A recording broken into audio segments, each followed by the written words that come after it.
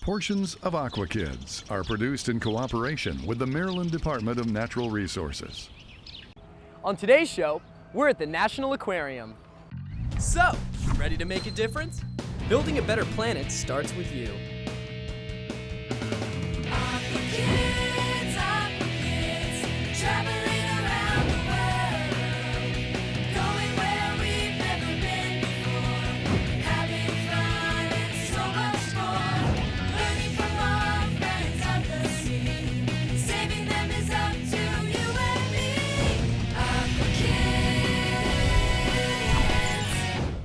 Hey everyone at home, and welcome to another great episode of Aqua Kids. I'm Drew, and today we're at the National Aquarium, where we're going to be talking to their experts about sharks. But first, we have a very special show for you. Our producer, George Stover, got to travel down to Nassau in the Bahamas to capture a very special photo event called the Shark Shootout. Let's get started.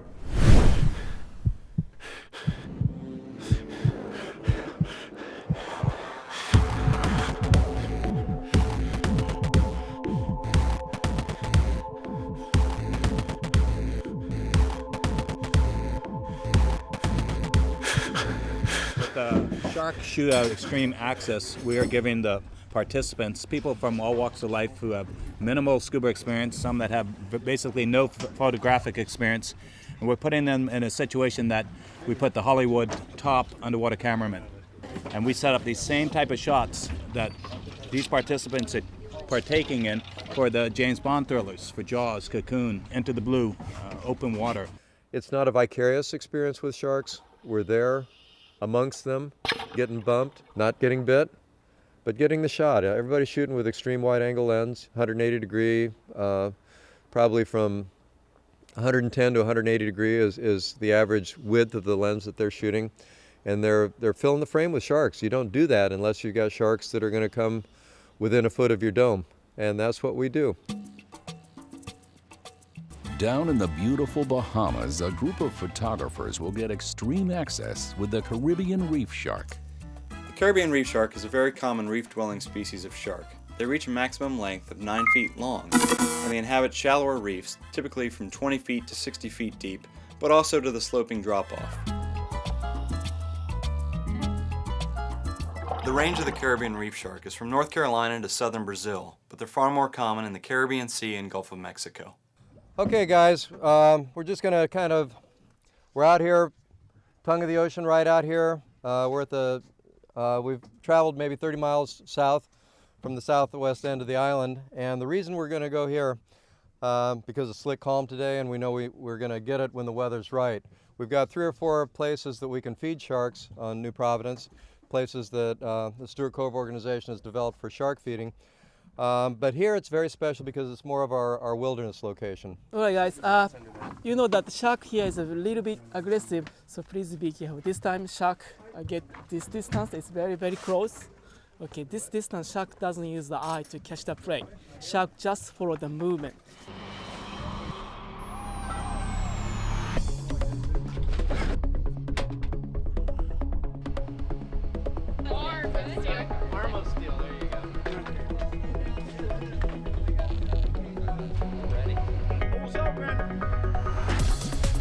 When considering the aggression of this shark, we have to keep in mind that there's only been 26 documented attacks in the International Shark Attack files from the year 1580 with the Caribbean reef shark. This shark has a very low number of attacks. Of the 26, most of them have been in provoked activities, meaning there's been spearfishing or feeding going on in a case of mistaken identity.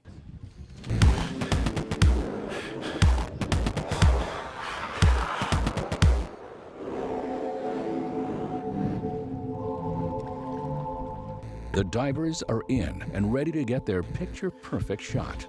Normally shark diving is a very safe activity, but we're upping the ante a bit and making it a bit more extreme.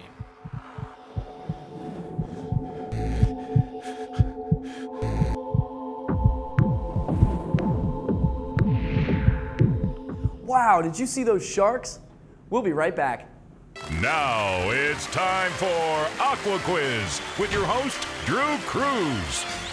I'm your host, Drew Cruz, and it's time to test your knowledge with another Aqua Quiz. Although sharks have a reputation as destructive beasts that attack almost anything that enters their water habitat, the actual number of shark attacks is probably lower than you imagine. You're more likely to be struck by lightning or attacked by a pig than attacked by a shark. Do you know the number of species of sharks and the largest and smallest of the species? I'll have the answer after the break. Welcome back. To date, there are more than 400 species of sharks. The largest comes in at about 40 feet, which is a whale shark, and the smallest is the dwarf lantern shark, measuring a maximum of 8.3 inches. I'll see you next time with another Aqua Quiz. Welcome back to Aqua Kids in the Extreme Shark Shootout. Let's get back to Andy DeHart as he explains how all this is set up. We're putting bait near bodies, we're putting bait right in front of camera lenses, we're letting people essentially sit right on top of the chum basket to maximize their up-close and personal photographs of bite shots, gills, eyeballs, everything, you name it.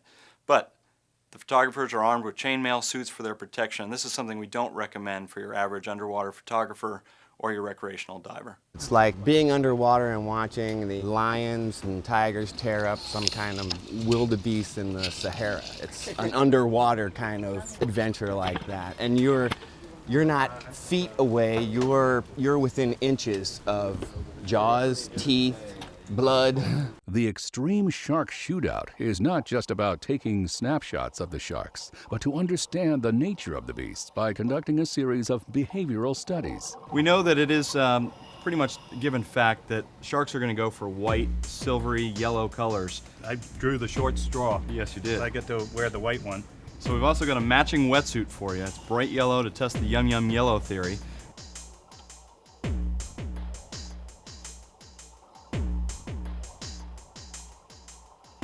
What's the darndest thing? I take the the pole spear that we feed them, and then nothing on it, and I just put it up like this, and they would attack it. Yeah, they definitely went for it really fast. And to up the ante, we put fish bait in Stuart's helmet. My helmet, which I put a big piece of fish inside, and they wouldn't have anything to do with it. They're trained to feed off the pole and obviously the magnetic field that the metal in the salt water is giving off. And they're not used to biting people's heads. Even with the white helmet, fish hanging out of it, they weren't biting the head. We learn that reef sharks recognize their food, and even with the temptation of bait attached to Stuart, he is not the main course on their preferred menu. After a few dives, the photographers noticed the sharks were taking a special interest in their equipment, especially Craig's white flash strobes. For the next dive, Andy and Craig will attempt to learn if the sharks are attracted to the color of the strobe or the signals the strobe emits. So most strobes actually give off an audible signal as they're recharging. That may be it, but it may be a combination of the electronic cue as well as the coloration. Here's a few of the bite marks in the gray part. I covered a couple of them up with the gaffer's tape already.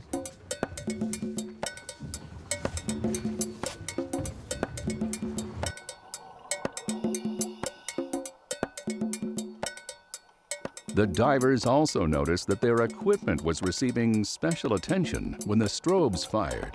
Some of the whiter colored strobes seem to have a lot more reaction, and I think the audible pop or the electrical pop when the strobe fired did have some reaction. When the shark would turn, as you say, and turn his head and come back after my strobe had fired, do you think that it appeared to be the recycle sound that was drawing him back around? Because at that point it sounds like he would have no visual contact if he had already passed by the strobe, but if something was still catching his attention and would turn him around, I would say that would have to be the audible sound from the strobe recycling. I definitely agree, Dino.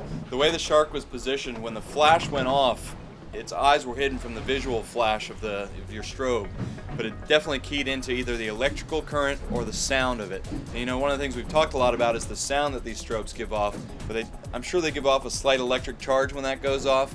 And the sharks all have these gel-filled pores called ampullae, and they pick up electric current. And it's very possible the strobes are giving off a slight electric current as well. When they come up for the piece of fish, the guys that miss it are definitely beelining, and their next point of interest is the front of these strobes. They're learning a lot about shark behavior. I can't wait to see what they do next. Aqua Kids will be right back. Welcome back to Aqua Kids. With me now is Alan from the National Aquarium. So Alan, sharks get a bad rap. They're often portrayed as killers. Why is that, and what can we do to dispel this myth? Those are all great questions, Drew. And oftentimes sharks have gotten a bad reputation throughout myths that's been persisted throughout the centuries. Hollywood pushing on those myths and people buying into some of the things that simply aren't true about them.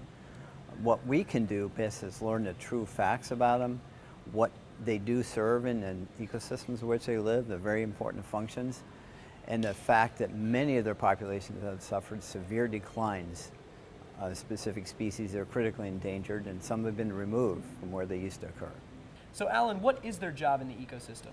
Good question. Sharks can be found all the way from the polar regions to the tropics, from the freshwater environments in many species to the great ocean depths. And wherever they're found, they serve as predators. And they are either in the middle of the predatory chain, called mesopredators, or at the very top of the food chain, apex predators. And their function is to keep in check the prey species and the entire food web in which they're found in. So what happens without them?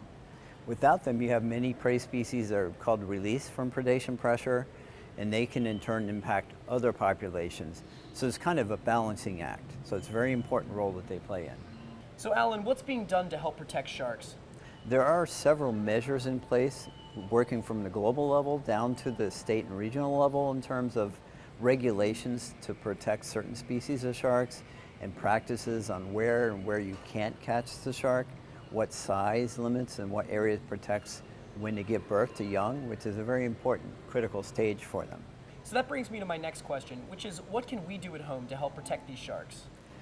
Everybody at home can take immediate actions that will help sharks, and that's very simple practices like recycling, picking up trash when you see it around, and reporting anything that can be detrimental to a shark's population, any illegal fishing activities or prohibited species that somebody's mentioned around with, things like sand tiger, white sharks. Just learning about them, right? And yeah, the best thing you can do is replace a lot of the myths and misperceptions with facts and real knowledge about sharks. Well, thank you very much, Alan. You're welcome. Thank you, Drew. And now, back to the shark shootout. Next, we wanted to see if there's a contrast in feeding behavior at the ocean surface versus the ocean floor. You all right? Yeah, I just got punched in the face by a shark. So obviously, as you can see, the sharks up here at the surface act very differently. There's a different pecking order, there's a different order in which they attack the bait, and a different direction in which they attack the bait. So that's why we have Dino in the chainmail suit. That's why I'm wearing a chainmail glove, so I can fend the sharks off to the right. And that's why we take extra precautions when doing it this way.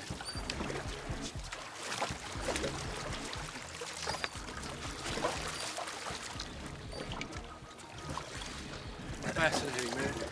I love the difference in their behavior at the surface versus down at the bottom, you know? Yeah, you can definitely tell up at the surface it's a lot less structured environment. Oh, Seems yeah. like the hierarchy totally changes. Their whole body posture changes. You can just see the shape of their body, the position they're in. They're just much more agile and in tune with what's going on. And coming from a photographer's point of view, I really prefer the surface work. You know, their behavior is different. They come at you more. They're less evasive, and it gives me a more interesting perspective in the photography. You know, because it involves the viewer more, and I like the change in their behavior. In fact, given my preference, I prefer shooting at the top. Normally, a diver will put on just one layer of chainmail, but in this situation, Toro will don multiple layers of protection because today, these sharks are extremely aggressive. I have a lot of respect for Toru. He's the bravest man I've ever met. There's some good action down there. I think I got some great shots.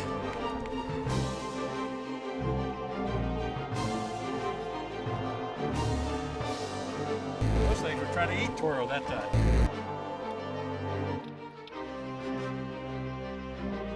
Then I looked up and I saw Toro being dragged by a shark right past me. Look! They did that to you? Yeah. It's very aggressive today. I think I got a really good shot of Toro with his arm about that far into the shark's mouth. It was dragging him around. Yeah, that's my part of the job. All right, killer bite shot. After a long day of diving, it's time to head back to shore. Everyone gathers in the classroom to discuss their work from the day. This image in Photoshop later, and The objective will be to increase the contrast a little bit. I want to be able to read the bite shot. That's a big, big part of what we're going to do this week.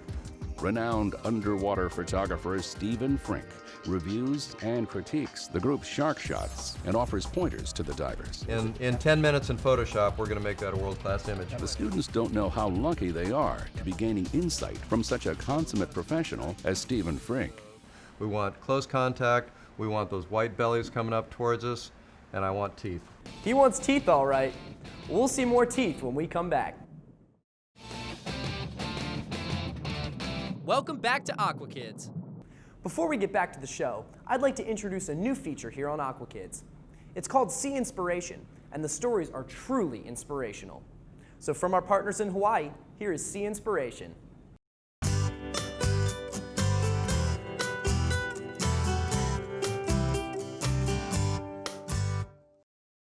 I'm your host, Kai Wilding, and this is my beach report. In this next segment, you're going to be seeing the amazing rescue of a bottlenose dolphin that was entangled in a crab trap buoy line and literally drowning. As the team was cruising about 3 miles outside of Haleiwa Harbor on the north shore of Oahu, Captain Mick motored near one of the crab trap buoys to check for bait fish and noticed what first appeared to be a Hawaiian monk seal hanging on the buoy. Okay, it looks like there's a dolphin caught in some line. We're gonna go in the water and take a look at it, see if it's stuck or if we can do anything to help it.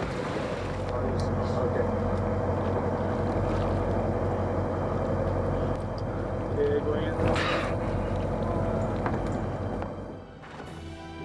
As I jumped in the water and swam close, the other dolphin wasn't around that initially made us notice this dolphin. It was really weak, and when I got close to it, I touched its tail and it rolled over onto its back and held its breath. I dove down about 4 feet, which was where its tail had been locked into this noose, and started cutting it off with the knife I brought. Slowly cut it off safely, didn't hurt the dolphin in any way. Wasn't sure if the dolphin even was still alive. I touched its stomach and I could feel its heart still beating, and I rolled it over. And it rolled over and took a breath, and popped its head out of the ocean, looked at me above the water, and then looked at me under the water. I was looking at its eyes. I wasn't sure if it was really going to survive. It looked like it was in pretty bad condition. I'm not sure. It may have been there for days. Then I saw its eyes. It'd been hazy. The eyes had kind of been hazy, and the eyes kind of focused and saw me, looked at me, and then made a little squeak and swam off. Go, buddy, go! Yeah! That was pretty incredible. We came up to one of the crab traps just to take a look, and there's a dolphin stuck in there. Sam went in, cut it free. It was just about dead, and it swam away. That was a great deed for the day. Good job, gentlemen. Just jumped in the water with this dolphin, and it didn't look like it was doing too good in the water. It was hooked up to a rope, one of the buoys. I was able to cut it off its tail, and it was nice to be able to give back to the ocean a little bit. The dolphins kind of are protectors too. I've heard of many stories of them helping people, so it's nice to be able to give it back. A very small gift back, but I hope it survives. It looked like it had a little bit of life still in it.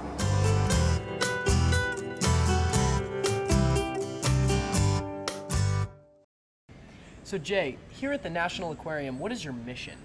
Well, our mission is to inspire conservation of the world's aquatic treasures, and we do that in several different ways.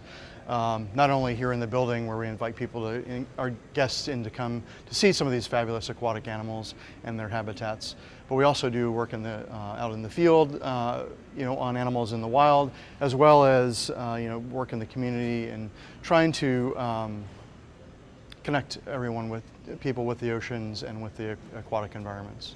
So Jay, what efforts are aquariums taking to help protect sharks? Well, not only are we trying to connect our visitors with sharks here, with the population that we have at the aquarium, but we're also connecting with the animals in the wild as well, looking at different tagging efforts, measurement and tracking efforts in order to understand more about the biology of these animals in the wild, so that not only can we better manage them in wild populations, but also manage them better in our captive populations. And now, one final word from the shark shootout. You know, I don't know that you could say there is a typical day at the shark shoot. Incredible. I'm from New York, and this beats swimming with the fishes when they tell you over there. You really just don't know what you're jumping in for every day. I have a suspicion they're much like people, that depends on the mood and what's prompting them, how they're going to behave that day. There must have been about 50 down there today. For whatever reason, they're very, very aggressive. One had my whole strobe completely in its mouth.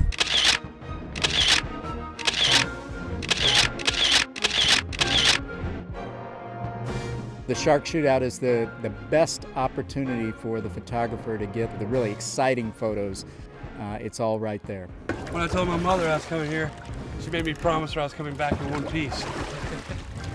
And I'll be back home, Mom. And they did indeed come home. I need to point out that it was our producer, George Stover, who captured all that excitement underwater, and he did come back with all his fingers and toes. Well, that wraps up another great episode of Aqua Kids, and it's important to remember that sharks are more endangered by us than we are by them, and that everyone can do their part to help keep our planet green and blue. And we'll see you next time on Aqua Kids. Aqua Kids.